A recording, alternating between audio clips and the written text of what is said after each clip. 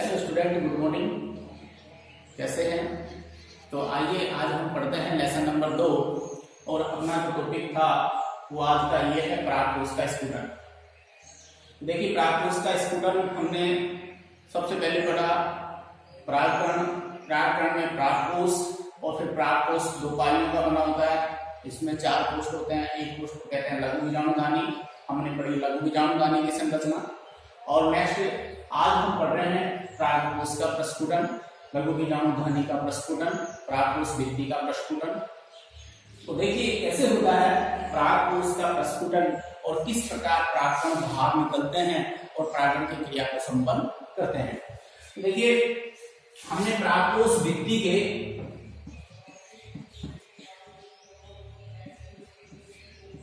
प्राक-कोश भित्ति के 4 स्तर पढ़े थे। तो बोलिए शाबाश, फर्स्ट कौन सा था? बाह्य स्तर या बाह्य त्वचा। सेकंड था अंतस्थिसियम। थर्ड था मध्य स्तर और फोर्थ था एपिटम। देखिए स्टूडेंट, समझना है इस बात को। हम पिछले पार्ट में अपने पढ़ा कि ये जो एपिटम है इसको लघु बीजाणुमात्री कोशिका और लघु बीजाणु पोषण के रूप में, भोजन के रूप में जब लेती है तो ये धीरे धीरे क्या हो जाता है, परिपक्व प्राक-कोश में ये एपिटम धीरे धीरे समाप्त हो जाता है। और मध्य स्तर को भी लघु बीजाणु पोषण के रूप में लेता है तो ये भी धीरे धीरे क्या हो जाता है, नष्ट हो जाता है। और हम बात करते हैं जब परिपक्व प्राक-कोश होता है तो उसमें केवल 2 ही स्तर बचते हैं। कौन कौन से?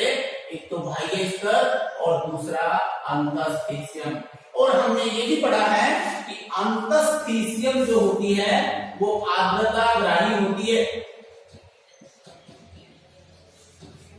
आर्द्रता ग्राही होती है और जैसे ही परिपक्व होता है तो ये शुष्क हो जाते हैं। ये भित्ति शुष्क हो जाती है और शुष्क हो जाने के बाद में इसमें एक दरार उत्पन्न होती है और दरार उत्पन्न होते ही ये प्राकरण बाहर निकल जाते हैं। इस प्रकार परिपक्व प्राक-कोश की भित्ति में दरार होना क्या कहलाता है? प्राक-कोश का प्रस्फुटन। और प्राक-कोश के प्रस्फुटन होने से ही प्राकरण कहाँ चले जाते हैं? बाहर आ जाते हैं। इसे हम कहते हैं प्राक-कोश का प्रस्फुटन। ये प्रस्फुटन 4 प्रकार से होता है और 4 प्रकार कौन कौन से हैं? देखिए, नंबर 1 प्रस्फुटन अलग अलग पादपों में अलग अलग प्रकार से होता है। नंबर 1 होता है अनुप्रस्थ।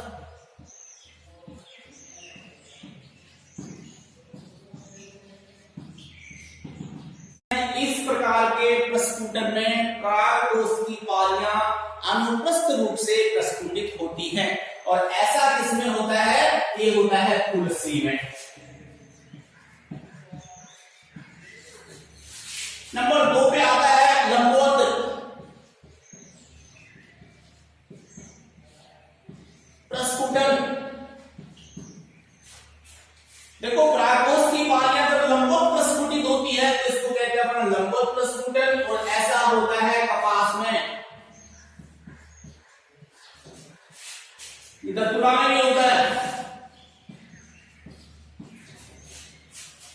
बात करते हैं 3 नंबर पे छिद्र में।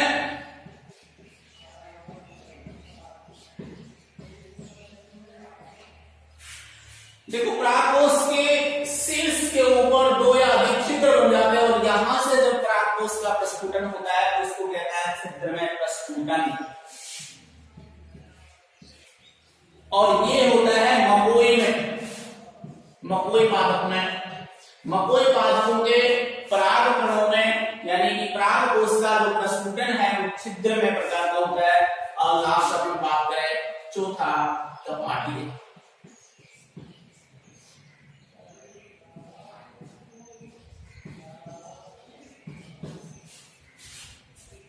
कपाटीय लास्ट जो प्रस्फुटन है इसमें क्या होता है कि प्राक-कोश पाली के कपाट खुल जाते हैं और प्राकरण बाहर आ जाता है। ऐसा होता है बारहवें।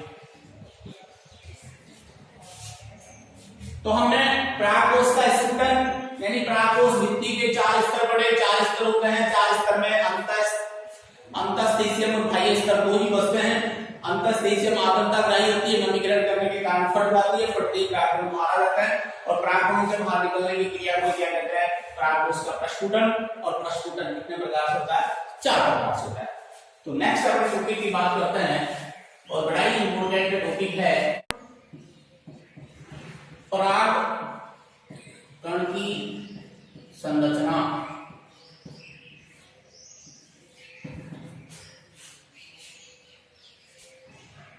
परागकण एक कोशिकीय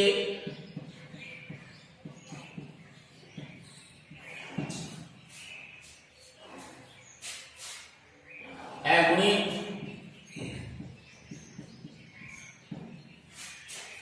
एक केंद्रकीय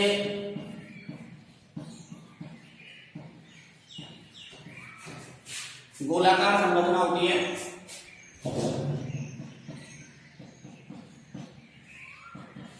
ये जो परागकण है ये इंद्रलिप्तकोद्भिदी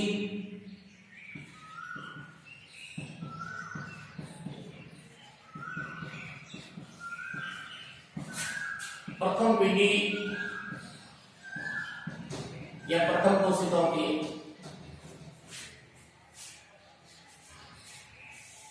परागकण का निर्माण कहां से हुआ? हमने पढ़ा है लघु बीजाणु परागकोश के अंदर होती है 2 पालियां और 2 पालियों में 4 कोष्ठ होते हैं। एक कोष्ठ को लघु बीजाणुधानी कहते हैं। तो परागकोश के अंदर लघु बीजाणुधानी कैसी होती है? ये द्विगुणित होती है।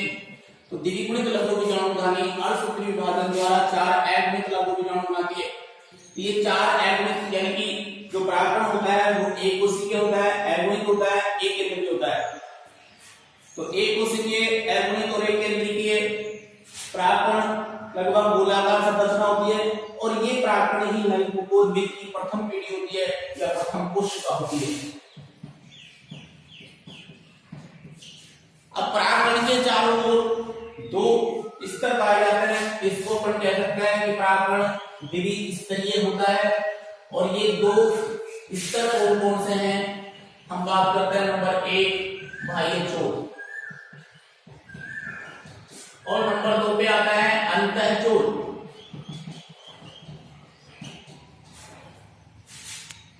अब हम इस परागकण के बाह्य चोल और अंतःचोल के बारे में पढ़ेंगे। देखो सबसे पहले अपन बात करते हैं बाह्य चोल की।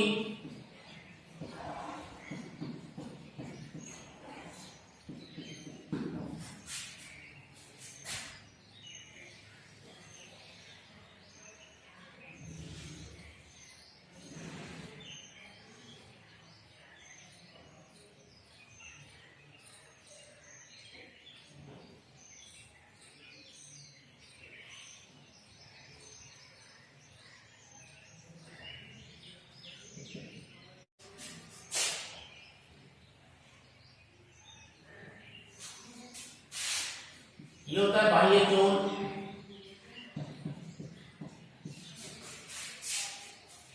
ये इसका है अंतःचोल।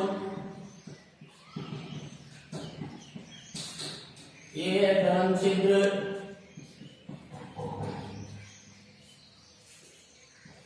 रिक्तिका और ये होता है इंद्र। देखिए बाह्य चोल सबसे बाहर का आवरण होता है। ये मोटा, खुरदरा और अलंकृत होता है, जो स्पोरोपोलिन का बना होता है।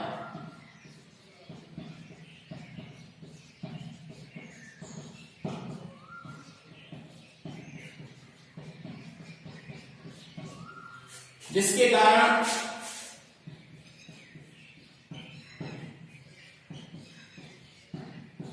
परागकण का भौतिक, जैविक और रासायनिक अपघटन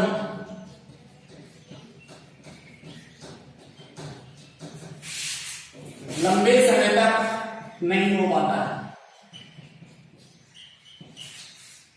बाह्य चोल मोटा, खुरदरा, अलंकृत होता है, जो स्पोरोपोलिन का बना होता है, जिसके कारण इसका भौतिक, जैविक और रासायनिक अपघटन लंबे समय तक नहीं हो पाता। और स्पोरोपोलिन के कारण ही, इस स्पोरोपोलिन के कारण ही इसका गहरा रंग होता है, परागकण का गहरा रंग होता है।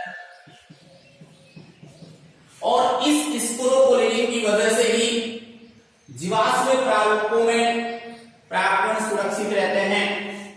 इस स्पोरोपोलिन के कारण ही क्या होता है, जीवाश्म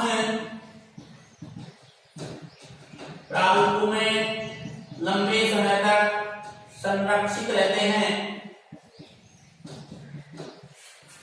ये बड़ी इंपोर्टेंट चीज है। इसमें दो चीजें निकल के आ रही हैं कि परागकण का बाह्य चोल किसका बना होता है, ध्यान रखिएगा, स्पोरोपोलिन का।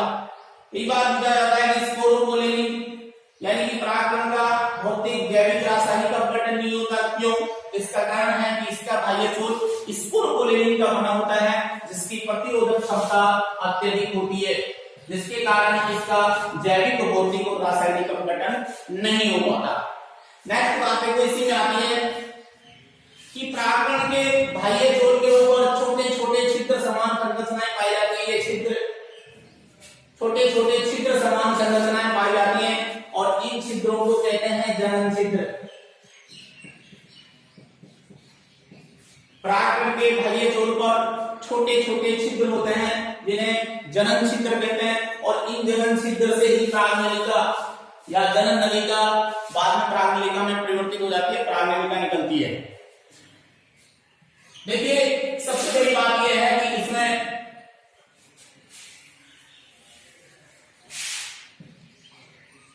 द्विबीजपत्री पादपों में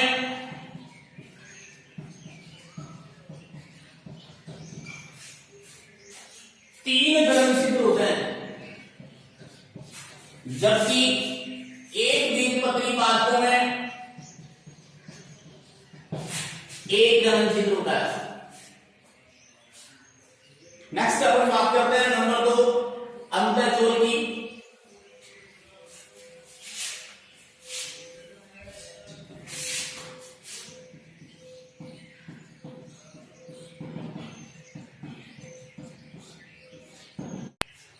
यह परागकण की निचली परत होती है, जो पतली, कोमल, परत समान संरचना होती है, और यह बनी होती है पैक्टोसेलुलोज।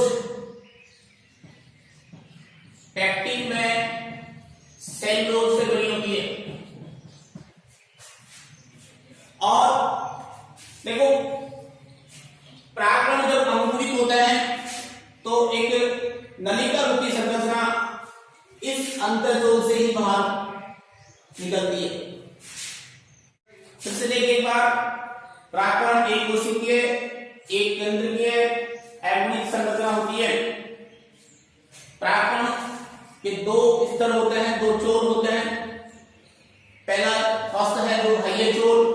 बाह्य चोल मोटा, खुरदरा, अलंकृत होता है, स्पोरोपोलिन का बना होता है, और स्पोरोपोलिन के कारण ही इस परागकण का गहरा रंग होता है। और स्पोरोपोलिन की प्रतिरोधक क्षमता अधिक होती है, जिसके कारण स्पोरोपोलिन का जैविक, भौतिक और रासायनिक अपघटन लंबे समय तक नहीं हो पाता है। और फिर लास्ट में अपन ने ये पढ़ा, इसमें छोटे छोटे छिद्र होते हैं, जिनको जनन छिद्र कहते हैं। द्विबीजपत्री पादपों में 3 जनन छिद्र, जबकि एक बीजपत्री पादपों में 1 जनन छिद्र होता है। बात करते हैं, नेक्स्ट आता है अंतःचोल। बाह्य चोल के नीचे का आवरण होता है, ये पतला, कोमल और परत समान संरचना होती है, जो पैक्टिन व सेलुलोज का बना होता है। और जब परागकण अंकुरित होता है तो नलिका रूपी संरचना इसी से बाहर निकलती है। नेक्स्ट बात करते हैं अपन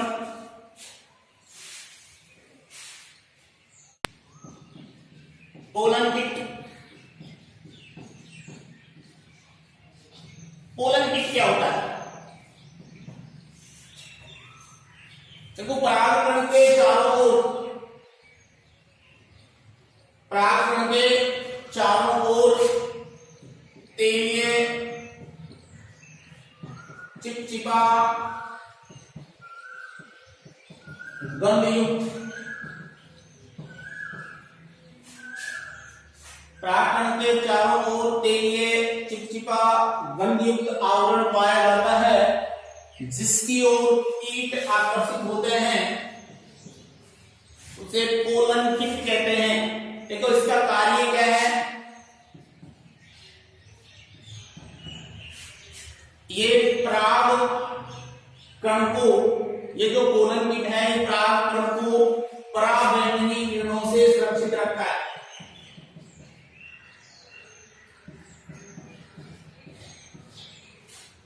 दूसरी बात अपन करें कि कीटों को आकर्षित करता है। नेक्स्ट अपना टॉपिक आता है पराग उत्पाद।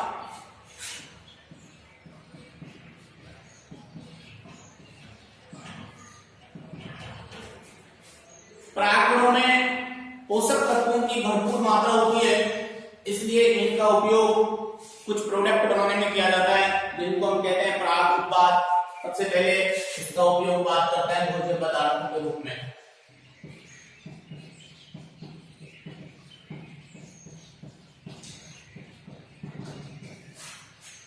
देखो परागकण में असंतृप्त वसा होती है,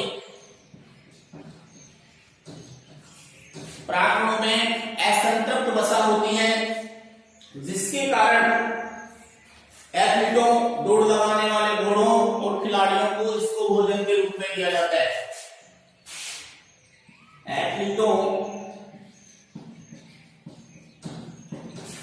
खिलाड़ियों और दौड़ लगाने वाले घोड़ों को भोजन के रूप में दिया जाता है। नेक्स्ट दूसरा जो इसका उपयोग है, दूसरा जो प्रोडक्ट है वो है इसका क्रीम बनाने में।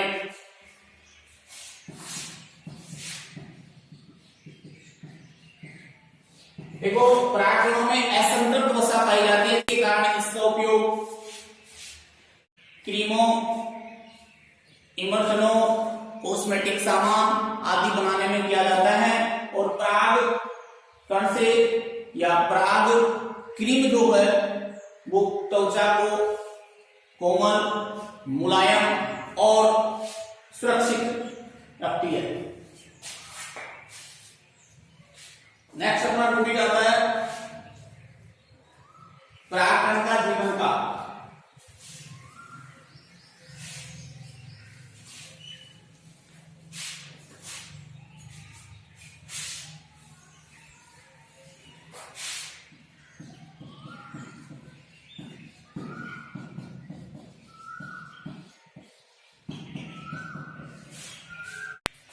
लघु बीजाणुदानी से परागकण मुक्त होने के बाद परागकण कितने समय तक जीवित रहता है,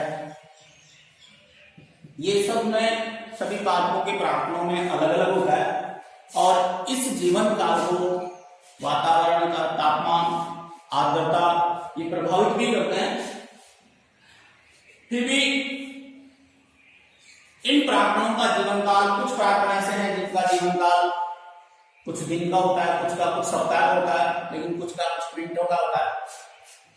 अनाजों का, अनाजी पादपों के परागकणों का जीवन काल लगभग 30 मिनट का होता है।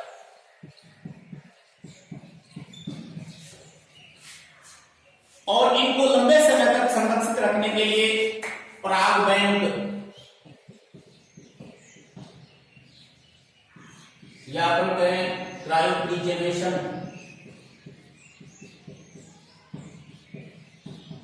या इसको अपन कहें शीत उपचार,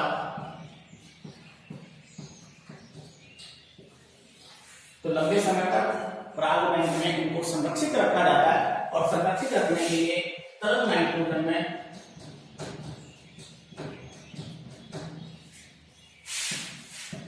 -196 डिग्री सेल्सियस पर रखा जाता है।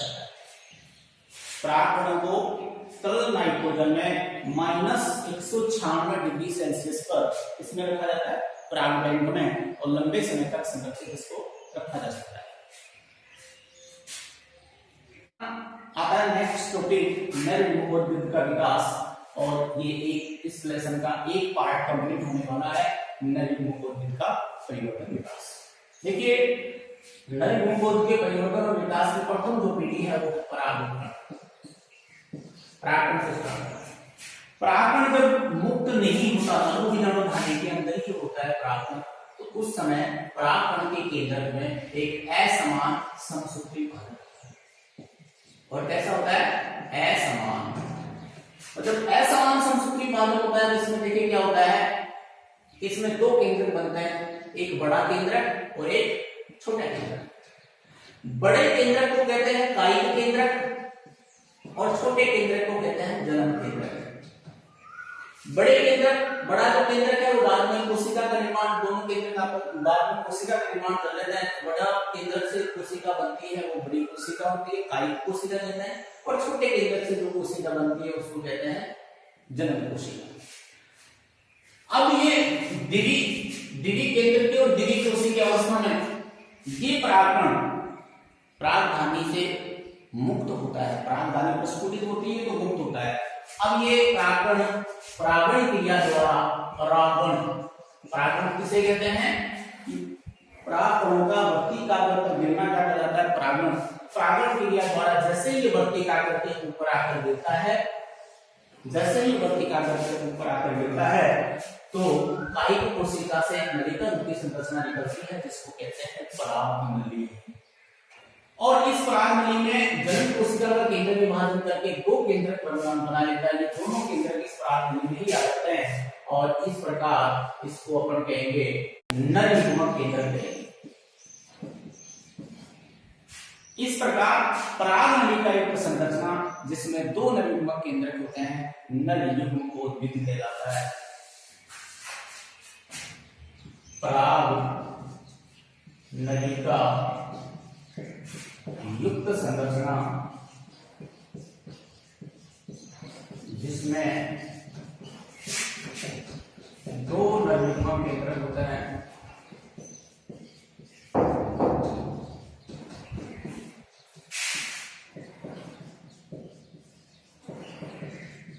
पराग नर युग्म उद्भिद कहलाता है।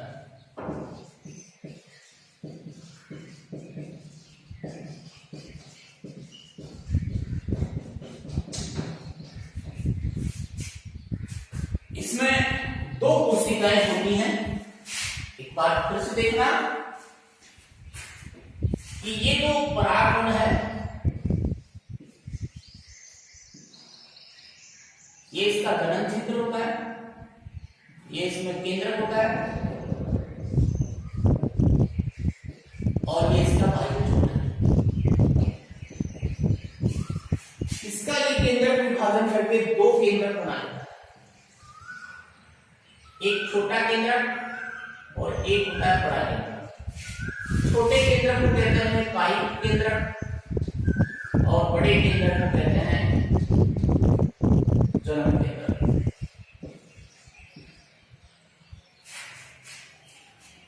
जनन केंद्रक और कायिक केंद्रक बाद में आगे चलकर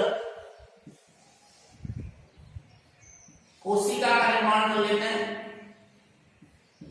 बड़ी कोशिका को कहते हैं कायिक कोशिका और छोटी कोशिका को कहते हैं जनन कोशिका।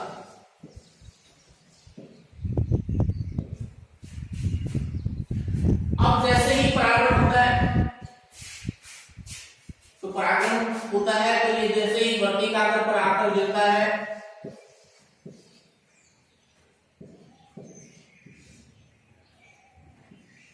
तो कायिक कोशिका से एक नलिका रूपी संरचना निकलती है। इस नलिका को कहते हैं पराग नलिका, पराग नलिका। और इस नलिका में ही देखो, इस नलिका में ही क्या होता है,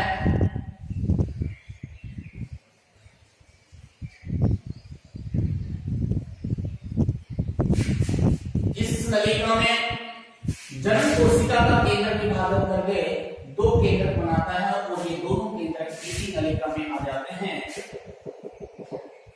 तथा कायिक कोशिका का केंद्रक भी इसके शीर्ष भाग में आ जाता है जो कुछ समय बाद में नष्ट हो जाता है। और ये जो दो केंद्रक हैं इनको कहते हैं नर युग्मक केंद्रक।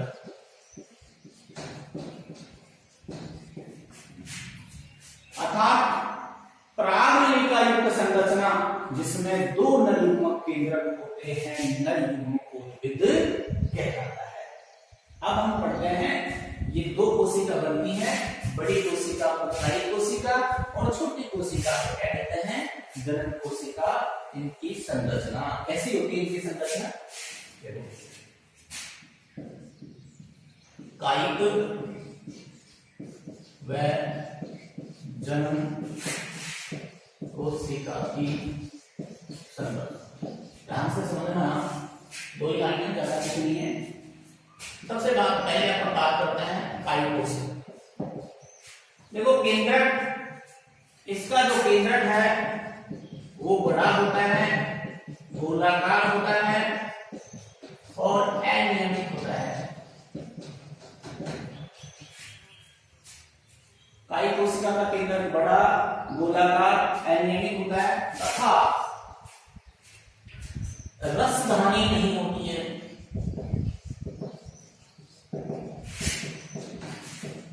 और केंद्रक में केंद्रिका का अभाव होता है तथा आरएनए व प्रोटीन की मात्रा अधिक होती है। जबकि दूसरी जो कोशिका है जनन कोशिका वो प्रारंभ में मसूराकार होती है जो धीरे धीरे लंबी होकर कर्मी के समान हो जाती है, कर्मी होती। और इसमें कोशिका द्रव्य की मात्रा भी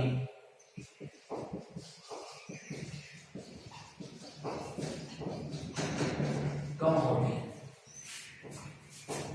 कायिक कोशिका का केंद्र बड़ा, गोलाकार, अनियमित तथा अनियमित आकार का होता है तथा रसधानी नहीं होती है। और केंद्रक में केंद्रिका का अभाव होता है और आरएनए और प्रोटीन अधिक हो जाता है, अत्यधिक मात्रा। जबकि जनन कोशिका प्रारंभ में मसूराकार होती है जो धीरे धीरे लंबी होकर कर्मरूपी और इसकी कर्मरूपी हो जाती है और इसमें कोशिका द्रव्य की मात्रा होती है कम होती है। तो ये था अपना नर युग्मकोद्भिद का परिवर्तन एक विकास की। सबसे पहले आज अपना एक फर्स्ट जो टॉपिक था इसका ये कंप्लीट। हम कल पढ़ेंगे मादा युग्मकोद्भिद का परिवर्तन एक विकास। Thank you.